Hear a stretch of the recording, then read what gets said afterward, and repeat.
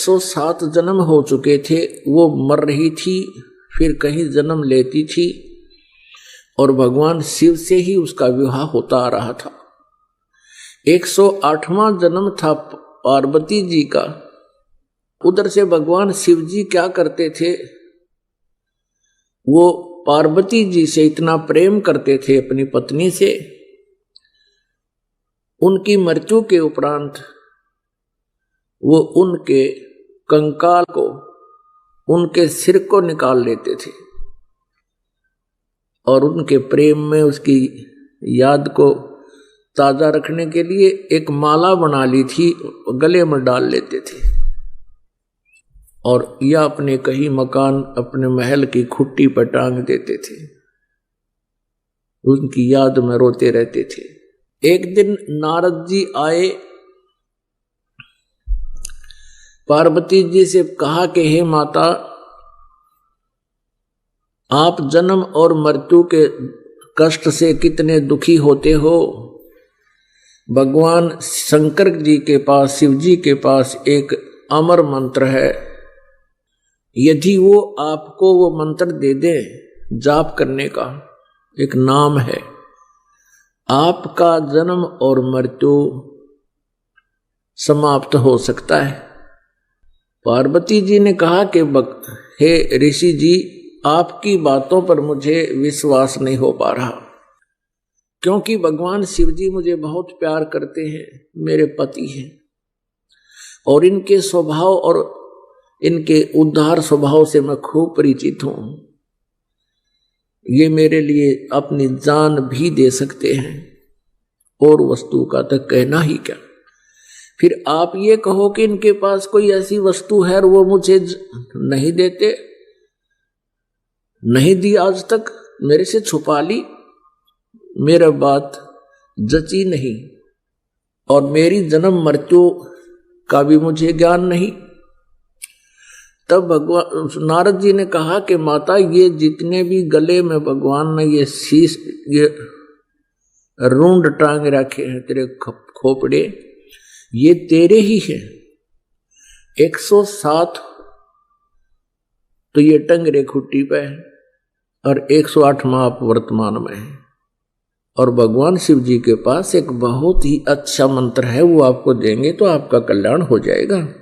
पार्वती जी ने फिर वही शब्द दोहराए कि नारद जी, मुझे विश्वास नहीं हो रहा कि उन्होंने मुझे ये नाम क्यों नहीं दिया जिससे मेरा मोक्ष हो सकता है। ऐसा भगवान नहीं कर सकते, मुझसे कुछ नहीं छुपा सकते। तब नारद जी ने कहा कि अभी तक आप उनको केवल पति मान रहे हो, आपने उनको भगवान नहीं माना, आपने उनको गुरु नहीं माना।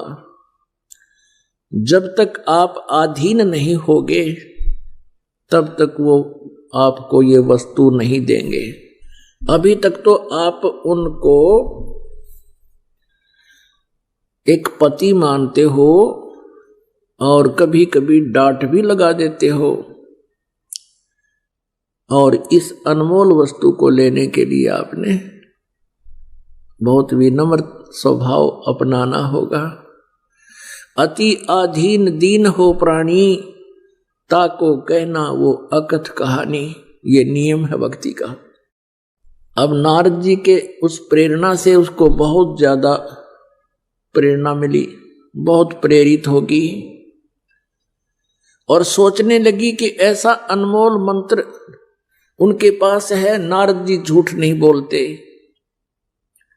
इनका कोई स्वार्थ नहीं झूठ बोलने का, परमार्थी व्यक्ति हैं, ये झूठ नहीं बोलते। पार्वती जी ने सोचा कि अवश्य में मेरे अंदर ही कोई त्रुटि रही है जिस कारण से प्रभु ने अभी तक मुझसे ये अनमोल मंत्र छुपा रखा है। अब शाम के समय जब भगवान शिव जी अपने घर लौटे, उस दिन एक विशेष परिवर्तन देखा शिव जी ने कि पार्वती जी उनके चरणों में गिर गई और फूट फूट कर रोने लगी। भगवान शिव ने कहा कि पार्वती, तेरे को किसने क्या कह दिया? मुझे बता, उसका अभी ठीक करता हूं उसको। पार्वती जी ने कहा कि आपके रहते मुझे कौन कह सकता है प्रभु, लेकिन मुझ अबला से कोई भूल बनी है। हे परमात्मा, आपने मुझसे एक अनमोल वस्तु छुपा रखी है। आप मुझसे इतना प्यार करते हैं, क्या मैं जब मरती थी आप दुखी नहीं हुए होगे? अब नारद जी, उसने शिव शंकर भगवान ने सोचा आज यह कौन सा स्टेशन पकड़ ली है, ये तो कदे ढंग से बात नहीं करया करती, आज ये बोल क्या रही है। तब कहा, पार्वती जी ने संक्षिप्त में सारी कथा सुना दी है। भगवान आपके पास अनमोल मंत्र है, मैं 107 बार मर चुकी हूं, ये शीश मेरे ही हैं, आपने कभी नहीं बताया। मेरे में कोई त्रुटि रही होगी, मुझे बालक समझकर माफ कर दो, मुझे वो मंत्र दे दो।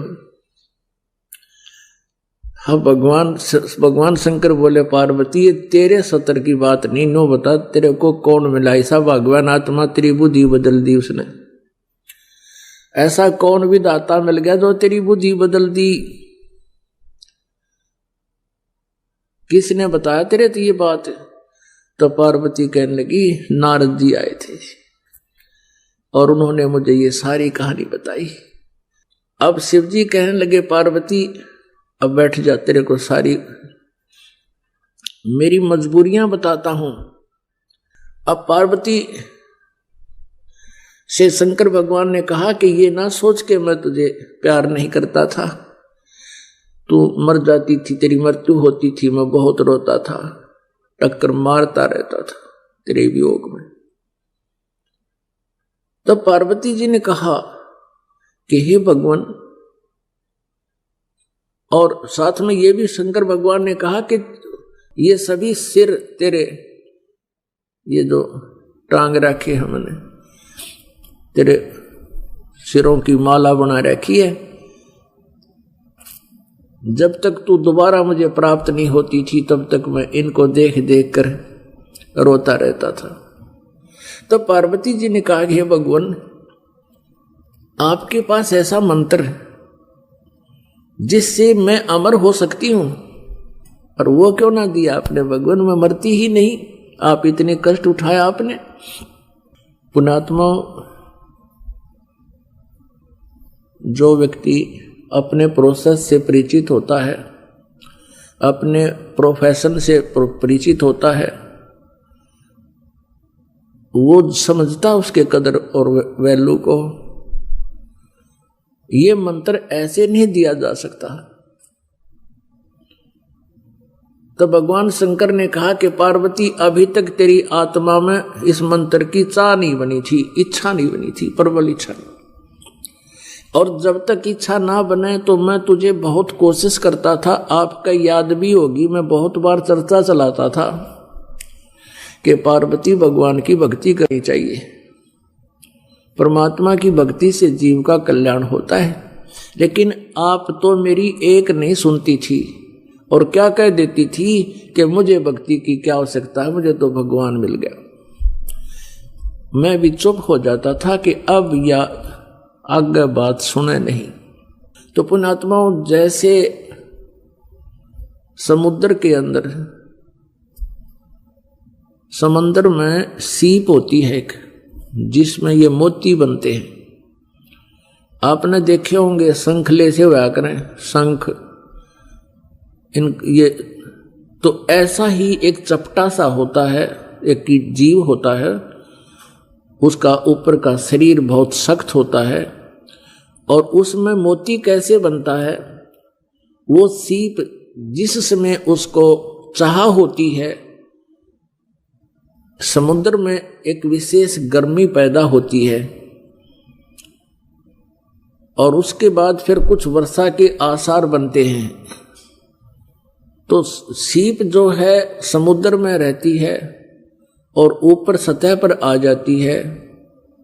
जब उसने मोती बनाना, जब उसमें मोती बनने की प्रक्रिया, उसके अंदर एक विशेष जिज्ञासा उत्पन्न होती है, चाह होते अपने आप उसका मुंह खुल जाता है, और ऊपर खुले हुए मुंह खुला हो, ऊपर से वर्षा हो जाती है सवाती यानी आसमान की, बादलों की, तो उससे वो थोड़ा सा नीर ग्रहण करके और मुंह बंद कर लेती है, उससे मोती बनता है। और उस सीप का मुंह खुला ना हो, चाहे सारा सामन बरस जा, मोती नहीं बन सकता। तो यहां परमात्मा बताते हैं कि पार्वती के अंतःकरण रूपी सीप का मुंह बंद था, नारद जी की प्रेरणा से वो मुंह खुल गया, और भगवान शिव जी ने फिर उसमें वो मंत्र डाल दिया। तो भगवान शिव ने कहा कि पहले तेरी इच्छा नहीं थी, और ये ऐसा अनमोल मंत्र है, मैं तुझे ऐसे बर्बाद नहीं कर सकता, और मैं तुझे दे भी देता, बता भी देता, तो तेरे जिज्ञासा थी नहीं, यो काम नहीं करता, ये व्यर्थ जाता। तो तब भगवान शिव ने कहा, पार्वती आज तेरा सीप का मुंह खुल गया, खुला है ये, और अब ये मंत्र दूंगा तुझे, पर ये ऐसा अनमोल मंत्र है, ऐसे स्थान पर दूंगा जहां कोई दूसरा जीव भी ना सुन ले। जहां पर अमरनाथ बना हुआ है वहां एक सूखा वृक्ष था, एक सूखा वृक्ष था, कोई पत्ता नहीं था, टहनी शेष थी, और वहां जाकर उसके नीचे बैठ गए भगवान शंकर और पार्वती। भगवान शिव जी ने हाथ से 3 ऐसी जोर जोर से ताली बजाई, इतनी आवाज हुई कि आसपास, इतना भयंकर नाद हुआ कि आसपास के कोई पक्षी वहां पर था वो उड़कर भाग गया, और कहीं अंडे भी थे आसपास के वृक्षों में, वो भी पक्षी बनकर उड़ गए। उसी वृक्ष की